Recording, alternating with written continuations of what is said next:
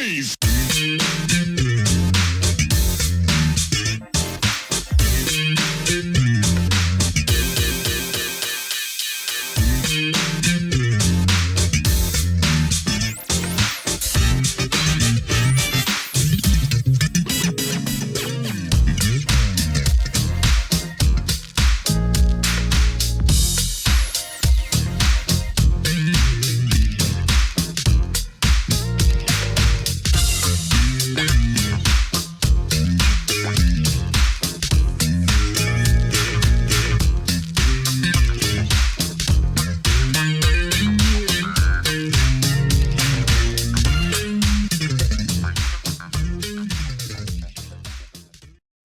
I am delighted to welcome to the Truth and Rhythm Mothership longtime Lakeside multi-instrumentalist, singer, and composer Otis Stokes.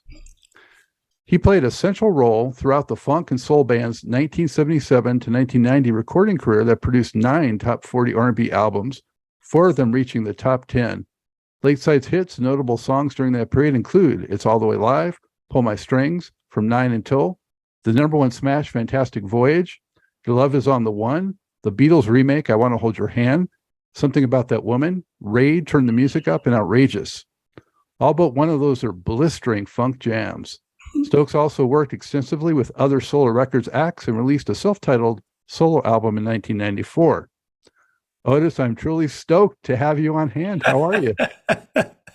That's pretty good, Scott. I'm good. How about yourself? I'm doing well. So, it'll be a while before this posts and some time will have transpired. But before we came on, there was like this once in a millennial thing of snow out there. So that's pretty incredible. Maybe that's a harbinger of how special this day will be that we share together. It's certainly a special day. As I was talking to you off the air, that we had 2.5 inches of snow in North Fontana, which is the flatland. We're near mountains, but we've never had anything like this. It was actually like growing up in Dayton, Ohio. It was amazing. Wow, that's fantastic. And, as someone who grew up out there, man, I know how incredible that is. Yes, it is. I was telling you earlier that it's probably going to be on the news. So I'm going to watch the news a little later and see how they covered it, because this is certainly something I've never seen. I can imagine how it shuts the roads and everything down out there. They're not used to that kind of thing. Yeah, it's a good thing I have nowhere to go today. I'm going to stay at home and stay out of the snow, because I know they don't know how to drive in the rain, let alone the snow. Exactly. So I'm happy I don't have anything to do today. Fantastic. Outside of my house, anyway. I'm so glad you could join me. I really appreciate you taking the time to talk to the viewers today. Oh, it's my pleasure. Actually, I've watched a lot of your work and you do a good job. I've seen a lot of your work. You do a good job. Well, thank you. I appreciate that. And another Stokes was on recently. Arthur was on, and that show will run a couple weeks before this one. So, keeping it in the family here. Oh, no doubt. I'll definitely watch. He told me that he had done the interview with you and he was happy to do it. So he, told me that you were interested in talking to me. I said, well, sure. Why not? So here I am. Well, as a Lakeside fan, from It's All the Way Live onward, I much appreciate it. So looking forward to getting into it with you. And to start off, want to roll it back and talk a little bit about the very early years before we get a little more up to date. But, from Dayton, how did you gravitate toward music, and, how did you kind of pick up so many different instruments and things like that?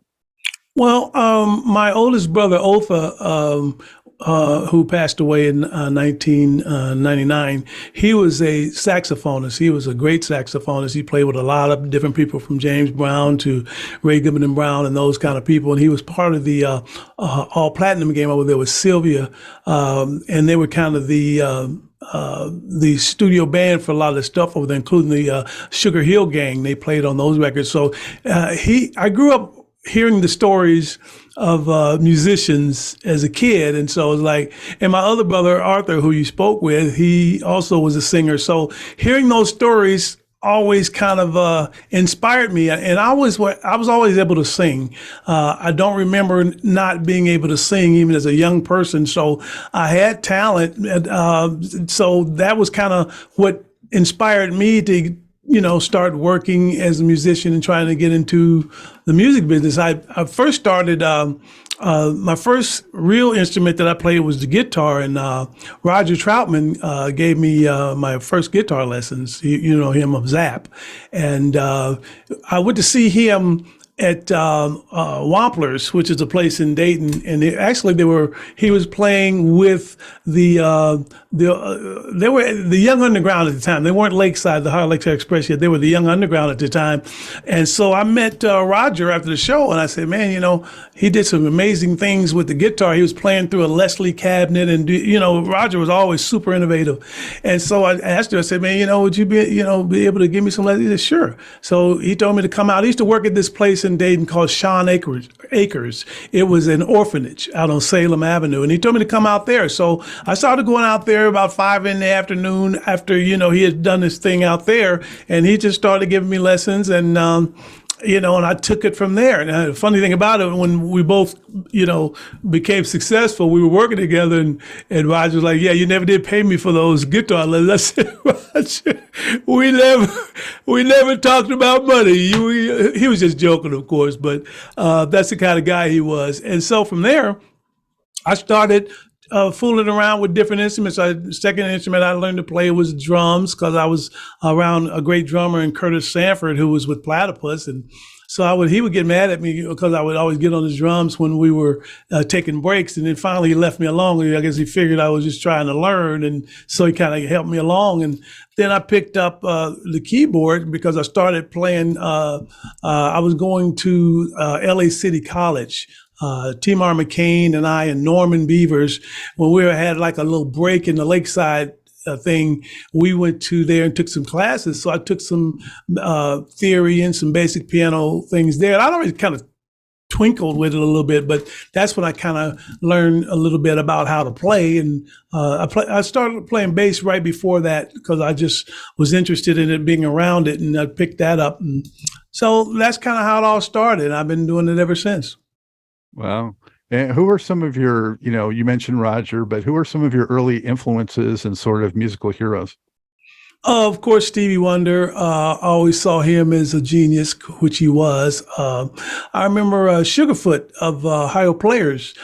He was a fantastic guitarist, and he used to, you know, let us come out to his house, and he would show us things. You know, myself and Larry Hines, who was the original guitarist in Platypus, who passed in the late 70s, and so we would go out there, and he would teach us stuff. And so there was just, you know, those were, and being a singer first, I was inspired by Eddie Kendricks and Smokey Robinson because I sang falsetto, and so growing up listening to the Motown sound and all those kinds of things, you know, it just kind of was inspirational to me. So I took a little bit from everybody in my own song style as a first tenor. What about in terms of, you know, performing skills? Do you know, was there someone that you saw early on that just really impressed upon you and you said, you know, I want to aspire to that?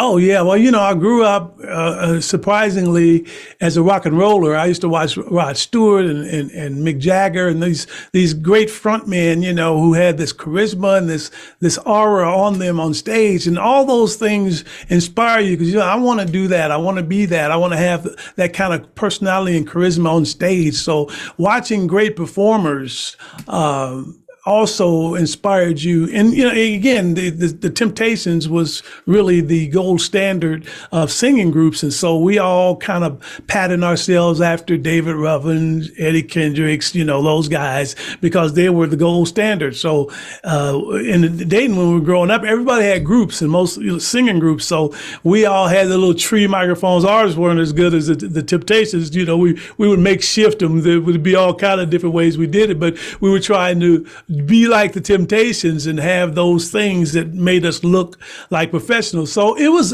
a lot of competition in Dayton, Ohio, growing up with a lot of musicians who became successful in the music business. From Slave, I went to school with Steve Arrington and Sidell Carter and those guys, and of course, the Ohio Players and Zap, Roger and Zap, and Heat Waves from there, and Sun, and some I'm forgetting, but there's so many talented groups from Dayton, Ohio, who went on to be successful in the music business.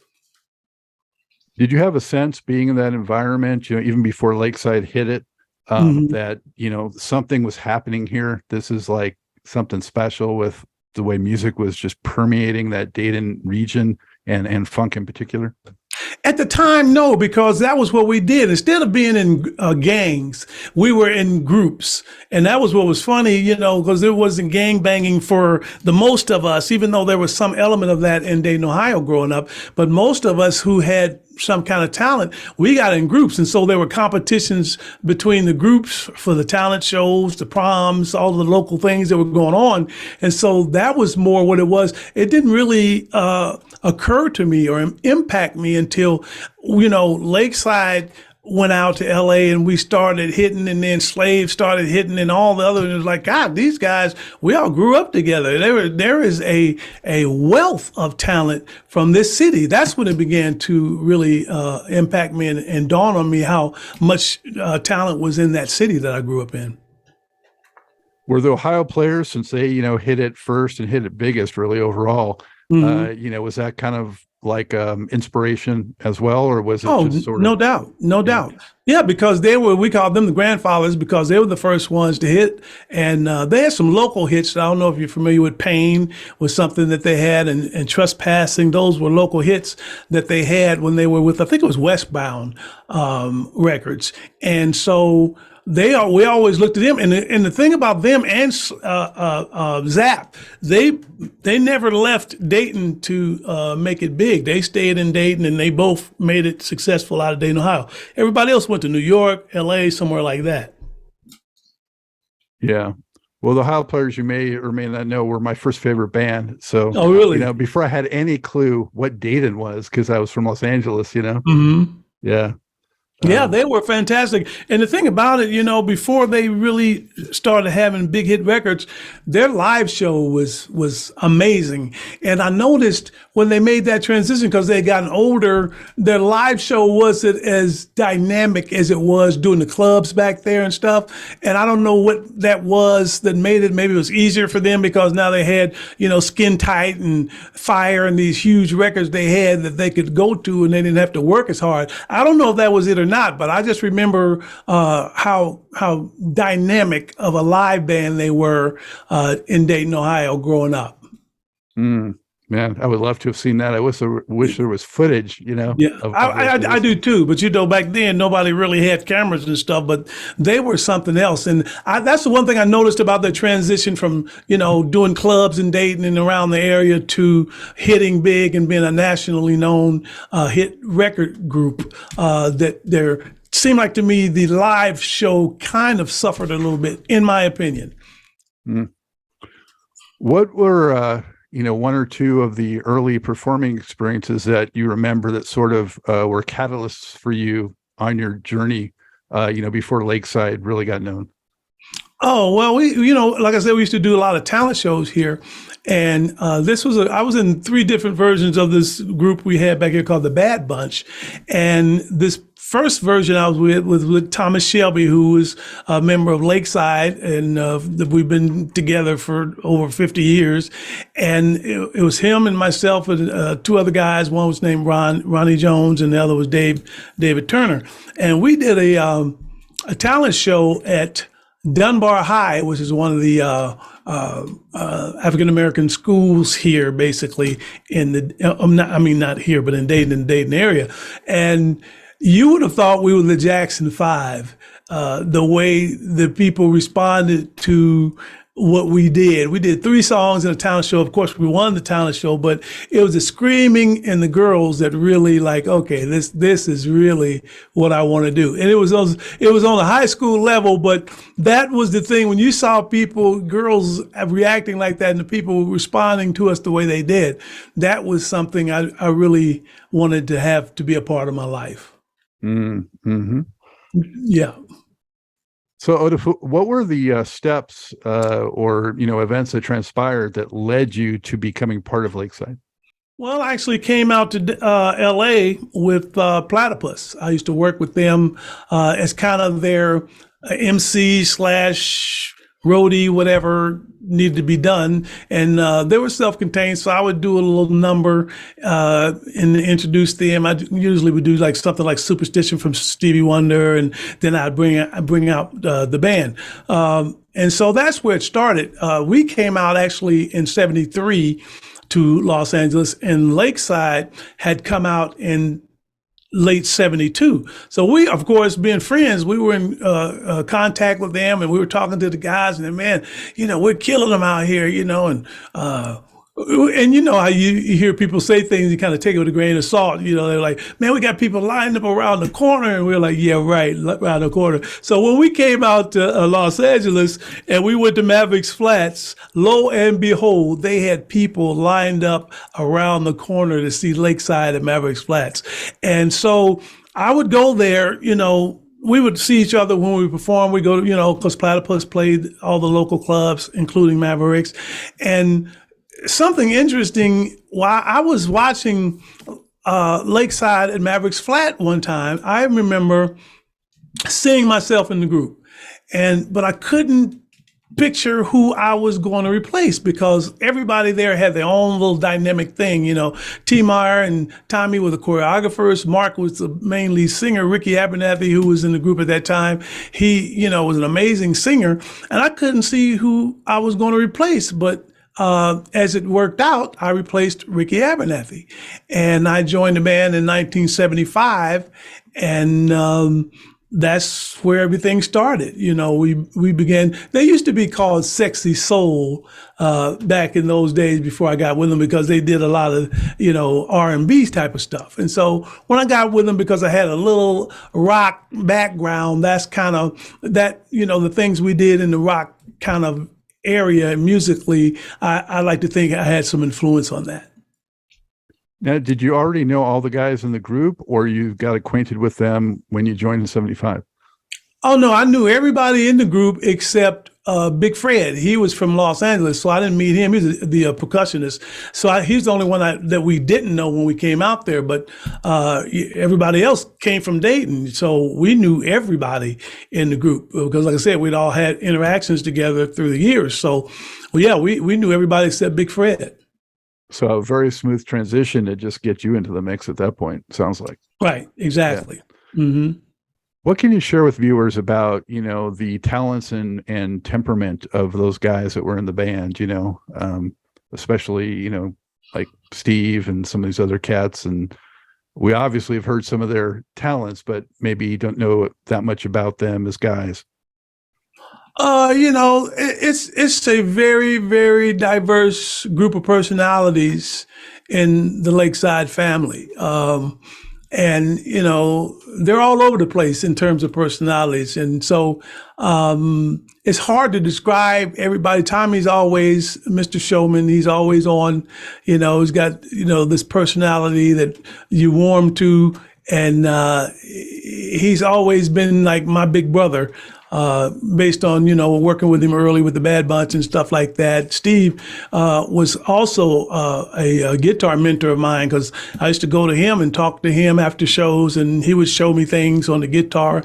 So he was very giving in that, helping other musicians get better. So that's one of the things I always liked about Steve, is very, very open. Marvin, the bass player, I've known him since I was a kid because he and my brother were really good friends. So, and I actually played in one of my first bands I played with, I was singing, actually. I wasn't playing instruments on the stage at the time, but I was singing with a group, and Marvin was in the band, and he wasn't playing bass at the time. He was playing guitar. So that's how far I go back with Marvin Craig, that he was a guitar player. And actually, I didn't realize when the transition from guitar to bass actually happened until he came out to LA, and he was playing with Lakeside, because he replaced Vincent Beavers, who's really Norman Beavers' brother. He replaced him. So I didn't know Marvin played bass until I came out here and saw him with Lakeside. As far as Norman is concerned, he and I knew each other from about 10 years old when we were in one of the first bands together. And he was playing keyboards then. So that's how far we go back. Mark Wood and I go back to Little League. I met him at Little League. when we were playing Little League Baseball, and we ended up running each other. He was playing drums with this group at the time. We were probably about 14 or 15. And the next thing I knew, he was in the Young Underground singing lead. T. Meyer McCain, he and I were fast buddies on the road. So we became really good friends because we both had these ridiculous senses of humor. And so, we used to have a lot of fun. Little Fred, who came along around 77, he was a different kind of guy. He was kind of a country guy, being from Dallas, Texas and everything, but he fit right in. And Big Fred, of course, he big personality, just like he was, Big Fred. We call him Big Fred because he was the biggest Fred. And we had two Freds, so we had Little Fred, we had Big Fred. And actually, one of the other things I was mentioning to you is that Little Fred is actually the grandfather of all Littles, because we used to call him Little Fred, like everybody else, like you had Little Anthony, Little Richard. And so one time when I was doing credits, because we called him Little Fred and Big Fred, I wrote it as Lil, L-I''L. And so to me, that makes him the grandfather of all Littles, because they say you have over 2,000 Littles on Spotify now that were listed in the music business. And the reason I know it came from us is because I basically took it from Lil Abner. Do you remember the comic book character, Lil Abner? Yeah. Well, you remember he spelled his L-I''L. So that's where I stole it from and started calling Little Fred. And now they've omitted the apostrophe, and now it's just L-I-L. So he's actually the grandfather of all Littles. Well, the hip hoppers definitely have some thanks, I think. They should thank me. Too bad he's not getting royalties. He'd be super rich. Yeah. Big royalties for Little Fred. Yeah. Wow. Thanks for writing that down. I just appreciate it. No problem. So, early on, you guys made the acquaintance and actually, I guess, kind of fandom of Dick Griffey. Mm-hmm. Yeah. So he kind of like mentored you guys. And can you talk about that relationship and also the record that you guys did that maybe some aren't aware that came before Shot of Love? Oh, yeah. Well, Dick Griffey was our manager. I got with the group in 75. And not long after I got in the group, Dick wanted to manage us. He would come up to Mavericks Flats and the clubs we play around in Dayton. And he had been courting us for a while. He said, you guys need a manager, blah, blah, blah. And he was willing to, spend money on us and all that kind of stuff and help us, get along the way. So, we took him on as a manager in 75. And, he got us our first van that we could have transportation and equipment that we needed. He was a good guy. So, he also helped us do some bookings at the time, and he was just trying to guide us in the right direction. So we ended up working with him, and when we met Frank Wilson, who had also seen us in a club, and he wanted to sign us. Dick didn't want us to sign with him because he didn't think, it was a good deal. But we were anxious. We were ready to begin some kind of recording career, and there were no other offers on the table at the time. So we went with Frank Wilson, and we signed with what he called Spec-O-Light Productions. And he had been, a Motown producer for many, many years. He produced the Supremes, the Temptations, Four Tops. Still Waters is one of the biggest songs he did on Four Tops. And he was one of those, Motown products. So we were happy to, be signing with him because of who he was. And we figured, he would, be able to get us hits. But the problem was this, Frank had his own style of doing things. He had his staff writers. He had the studio musicians that he was used to using. In fact, he used, top guys, side note here is Paul Jackson Jr. was 16 years old. He played on our first record. This was when he was first getting into the studio musician game. And you know what he's gone on to do in his career. But he played on our very first album. We had guys like Jerry Peters and Michael Bodiger, and these were all the guys that he was calling on to do tracks and everything, and his staff of writers. But what ended up happening, he did his version of Lakeside. And even though we didn't get a hit off of, we had a little local hit with the single If I Didn't Have You, which is really a great ballad written by John Footman. And we got a little noise on it, but it didn't do anything. And as a result, Dick, wanted us to kind of get out. And so we amicably parted with Frank. And the one thing I will say about working with Frank, what I learned from him as a producer and a songwriter is invaluable. In fact, we took him some of our tracks, demos that we had done. And Frank just laid it on the line and said, you guys can't write. I mean, we were crushed, but the thing we didn't do after we licked our wounds, we kind of said, you know what, maybe we can't write now, but we're going to learn how to write. We're going to prove them wrong. And so we used that as motivation to prove him wrong and say, we may not be writers now, but that doesn't mean we can't be writers. So with that, we began doing our own writing and woodshedding. And after Dick got us out of the deal, then he talked to us about coming to Soul Train Records, which eventually morphed into Solar Records, because Dick and Don used to own Soul Train Records, which they had a hit with the early Shalimar, and I think it was Uptown Festival or whatever they had on that first record, which was a hit. And that kind of got it started. And then for some reason, Don didn't want to be in the music business anymore. So he told Dick, he wanted out. So Dick bought him out and changed the name of the record company to Solar Records. And so at the same time that all this was going on, Norman Whitfield, who had become, also left Motown and was doing his own thing with Whitfield Records. And I remember you were talking to Little Fred, and he said it was Fort Knox. Well, Fort Knox was Norman Whitfield's studio.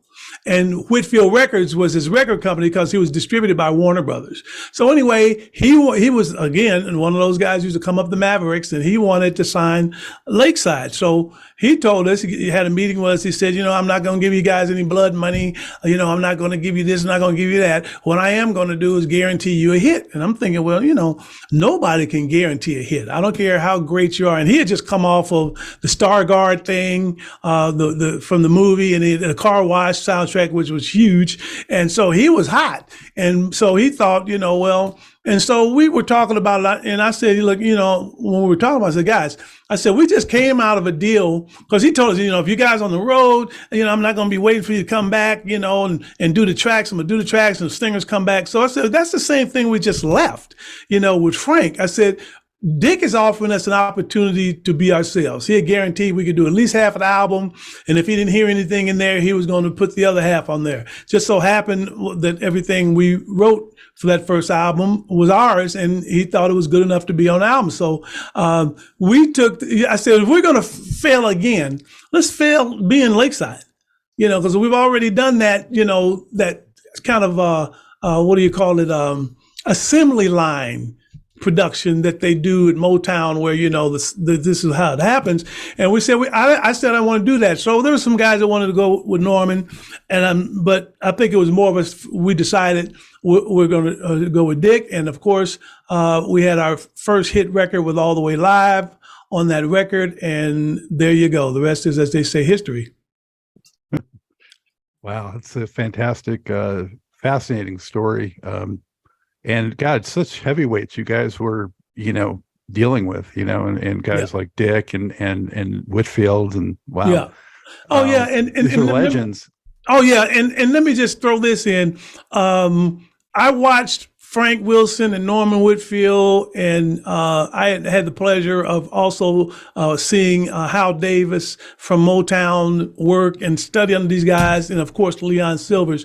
And I stole a little bit from each one of them in how I developed my own production style. But Norman later on, after he kind of fell from grace, his engineer, Lenard Jackson, may rest in peace, became our engineer. And so Norman would be at the studio. We were working on, I think we were working on at that time, it might have been Untouchables at this time. But Norman Whitfield would be at the studio religiously. Every night. We were in the studio 5 nights a week. Norman would beat us to the studio and be the last one to leave when we left. And he was just around. And the one thing I will say that impressed me more than anything, him being the legend that he was and the songwriter of such fantastic hits as Papa Was a Rolling Stone, I Wish It Would Rain, so forth, all that stuff. He never one time offered an opinion on anything having to do with production. All the time he was there. And if we asked him something, he would say something, but he never, ever offered an opinion. I thought that was as classy as a guy as you would ever want to meet. Wow. And so impressive that he lived in the studio like that. 'Cause, you know, I mean, some guys, you know, they get production credits, but it's only a credit. You know? Right. No, he was the real deal. And the difference in Frank Wilson style and Norman Whitfield style. Frank was like a perfectionist. He wanted every note, every pocket to be just like that. Norman, he went for the feel, because he was telling stories about David Rubbert. He said he hit some notes on this song. He said, but the notes wasn't right, but the feel was so fantastic. It had to stay. And so that was the difference. And I liked that about Norman, because I watched him work and do some things. I was like, wow, he's right. That was a feel. And a lot of times you can try to redo it again, but you're never going to recapture that feel.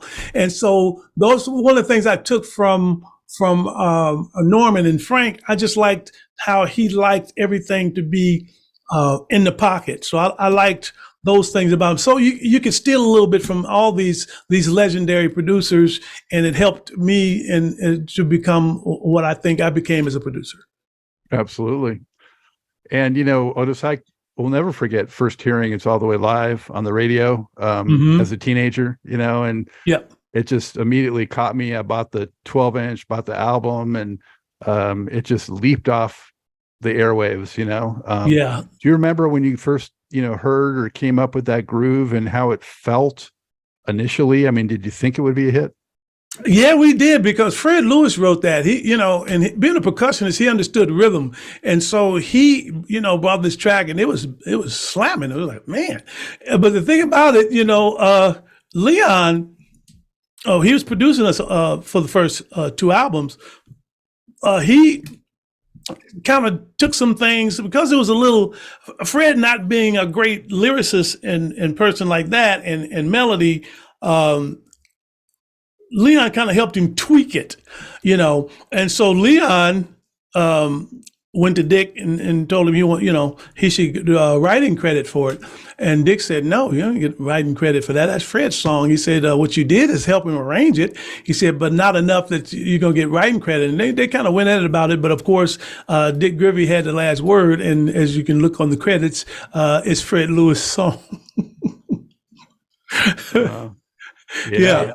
There's a lot, in hindsight, there's a lot of debates over songwriting credits throughout the industry, for sure. Yes, absolutely, all the time. And and he did help with the arranging, but the basis of the song was bum bum bum bum bum bum. That's it, and that's what Fred came up with. And he came up with the All the Way Live, but it used to be All the Way Live. But we cut that out because it didn't lay as much. And those are the kind of things that Leon helped to do to make it into the hit that it was. So I give him credit for helping make it what it was. But it was Fred Lewis's song. Period. Do you remember first hearing it on the radio and how excited you were? Yeah, man, that was like a kid in a candy store type of stuff. It's like, wow, to hear your record, your first record on the radio. is a feeling, and I'm sure every musician who's ever experienced it will tell you it's one of the best feelings you ever have to know that your song is out and it's in the public domain. It's amazing. And like I said, you're calling everybody and tell them, I just heard the record. I mean, it's a really big time in the life of any musician. I bet that's across the board. You can talk to anybody about their first time hearing their record, and I'm sure they'll all say the same thing. One of the biggest times in my life. Yeah, a lot of guys remember where they were, what they were doing. I mean, it's like one of the highlights of a lifetime, really. It is. It really is, because it's the beginning of what, your recording career is going to be. And sometimes, people get their records played and they never experience any hits out of them. And I'm sure that's the downside of it. You heard your record on the radio, but it didn't do anything. So we were one of the lucky ones where our record actually became a hit. So yeah, it was fantastic. The beginning of this Lakeside journey. So at that point, what was the vision for the group in terms of, the aesthetic and how you present yourselves and how your shows would be? Well, we were a show band, so we came from the clubs. We were,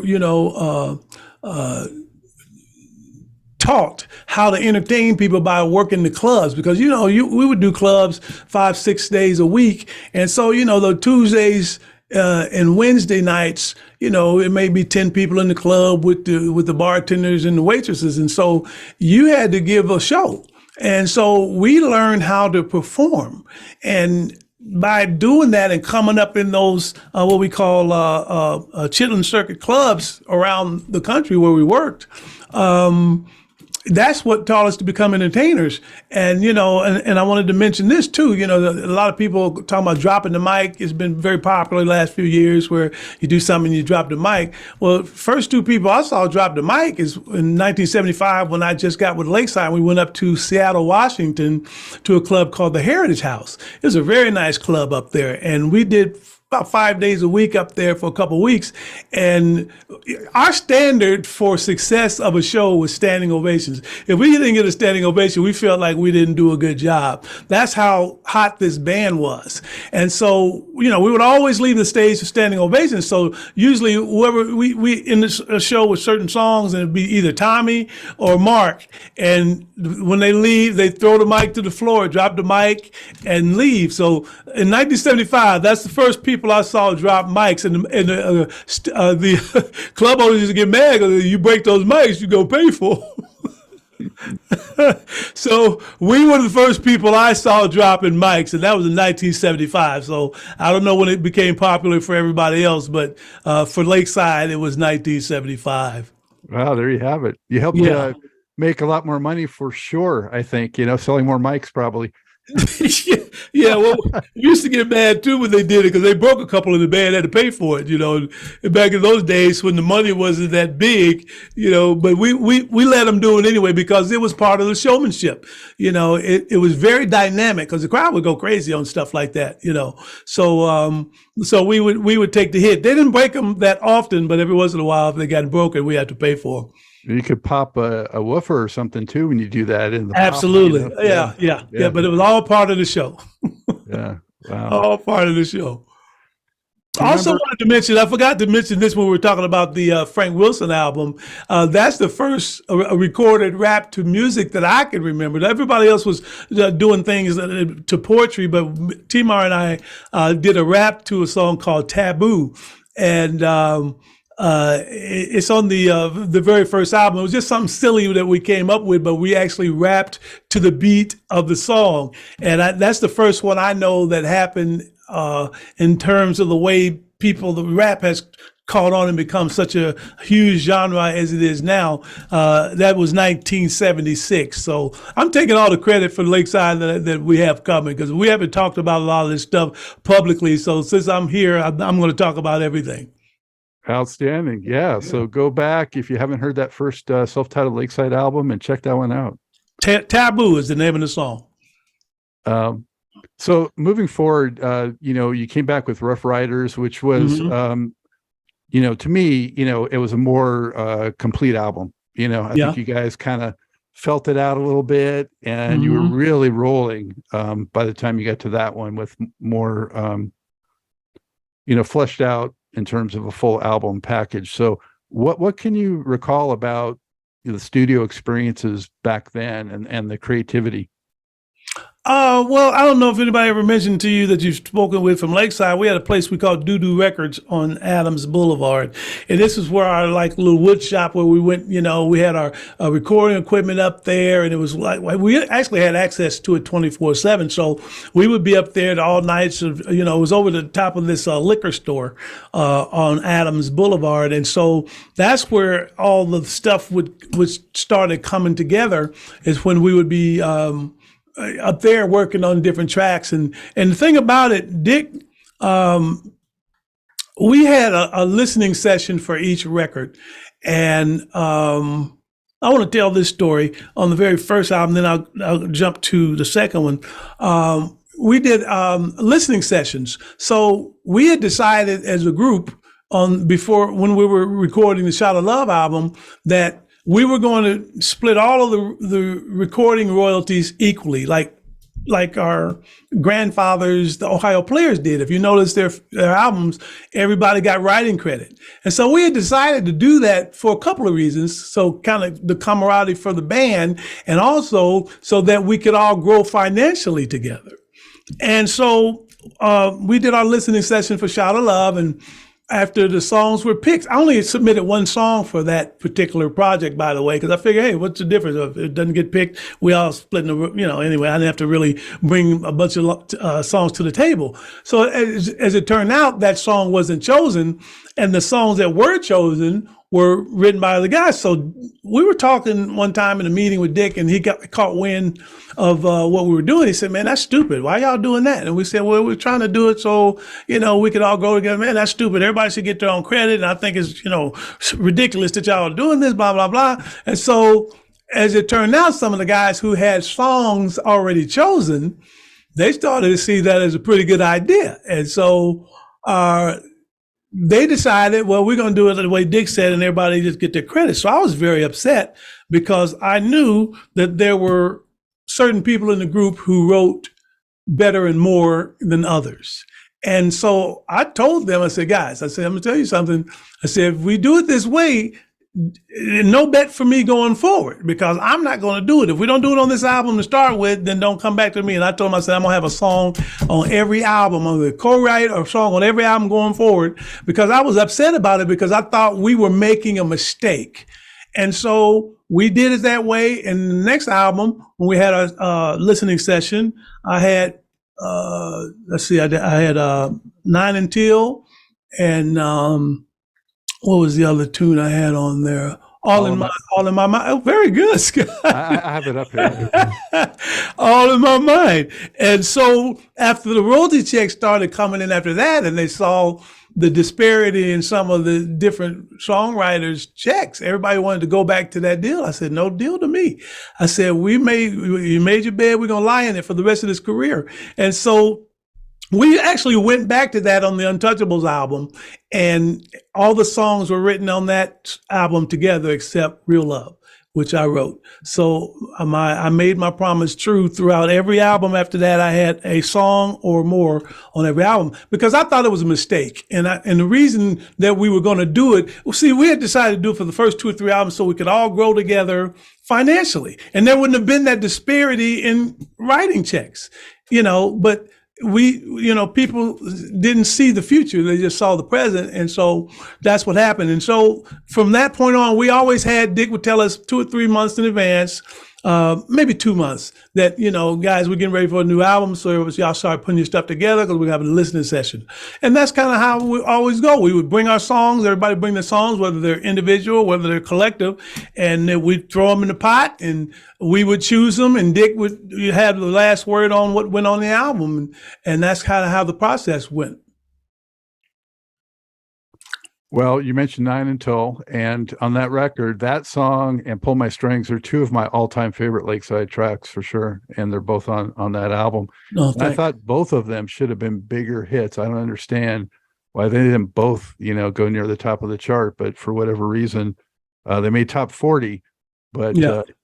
Actually, looking back, I thought Pull My Strings was a bigger hit. They played the heck out of in Los Angeles. I can tell you that. Well, you know what, Scott? Interestingly enough, they canceled each other out because a lot of the jocks wanted Nine and Till, and Dick wanted Pull My Strings. So when he released Pull My String as a single, they were playing Nine and Till. And so that's kind of what happened. And so then finally got back to Dick, well, we need to put out Nine and Till. So by the time we put out Nine and Till, the single, it had already been played to death. So they kind of canceled each other out. And I think in retrospect, if we would have put out Nine and Till first, we would have had a better shot at Pull My String being a bigger single as well, because that's what the jocks were basically saying. Yeah, well, Nine and Till was like one of those perfect house party jams, Exactly. Mm-hmm. Timing is everything, right? It's everything. It really is. And like I said, I'm kind of, and because it was my song, I didn't feel good lobbying for it, but I was like, guys, I think that's the single. But because Dick saw Pull My String as being the part 2 to All the Way Live, because it was written by the same guy, Fred Lewis, that's what we should go with. But the radio was already telling us they wanted Nine and Till. So that's one of those things that happens in the music business. Sometimes you put out the wrong single, and that's the way it goes. So when the band's recording a track that you happen to write, like Nine and Till, did you tend to have a more hands-on approach in terms of how it would come out? Did you sort of? Yeah, absolutely. Yeah. Because I would do the demos. I played a guitar part on. I wrote the bass line, and Marvin played it on Nine and Till, and I had a guitar part which was separate from what Stevie came up with. And that was one thing I always was amazing to me about Steve. If I wrote something and did guitar on it, then he would find another part that had nothing to do with what I was doing, which was complementary to what I did. And he was a master at that, and it would never get in the way of what I'm doing. Whenever it would be like that, that was one of his greatest talents, that I could write something on the guitar and stuff like that, and bring it in and play my part, and he just find the part that's like, wow, that's great. I didn't think of that myself, so he was really good at that. But yeah, I would always have a bigger hand in the songs that I wrote than, other things that I didn't write. Mm-hmm. Another thing that to me made Lakeside special and unique at that time was, disco, had such a huge impact on all of black music especially, but it tended to water down some of the funk. And a lot of the groups of that era were kind of pushed to do more disco-y type stuff by the labels. And Lakeside, to me, stayed true to their sound and their vision, and really didn't compromise to like disco, and just kept in that funk and soul groove through it. Yeah, well, what happened was, if you remember, disco happened in the late 70s, like 77 through 80, and we really didn't start hitting into 78 with All the Way Live, and then we had Pull My String, and we were just talking about it.